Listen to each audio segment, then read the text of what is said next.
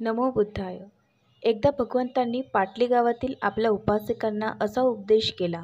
गृहस्थ हो, दृष्ट आणि अनीतिमान गृहस्थाला असे दुष्परिणाम सोसावे लागतात.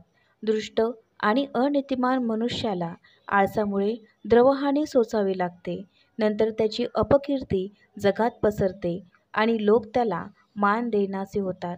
ज्या लोकांच्या समाजात तो राहतो, मग तो क्षत्रिय असोत, ब्राह्मण असोत, गृहपती असोत अथवा श्रमण असोत, त्यांच्यामध्ये तो लाजतो आणि मनात गोंधळतो. तो निर्भय नसतो, हा त्याचा तिसरा तोटा होय. परत त्याला मानसिक शांती लाभत नाही. अशाच मानसिक अशांततेत त्याचे मरण ओढवते, हा त्याचा चौथा तोटा होय. दृष्ट आणि अनीतिमान माणसाची हे गृहस्थ हो अशा प्रकारची हानी होते. याच्या उलट जी माणसे लाजतात, जी माणसे सज्जन शीलवान आहेत, त्यांना काय लाभ होतो याचा विचार करा. सज्जन शीलवान मनुष्याला त्याच्या परिश्रमामुळे विपुल द्रवलाभ होतो. त्याची सत्कीर्ती जगभर पसरते. त्याला सर्वत्र मान मिळतो. तो क्षत्रियांच्या, ब्राह्मणांच्या आणि गृहपतींच्या अथवा श्रमणांच्या समाजात जाऊन तेथे निसंकोच आणि आत्मविश्वासाने प्रवेश करत असतो.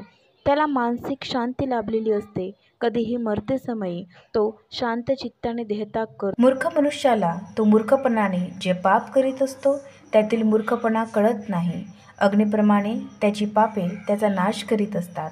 जो कोणी निरुपद्रवी निष्पाप अशा प्राण्याला दुःख देतो, त्याच्या वाट्याला महान आपदा, मानसिक अशांती आणि आप्तेष्टांचा वियोग, द्रवहानी येत असतात.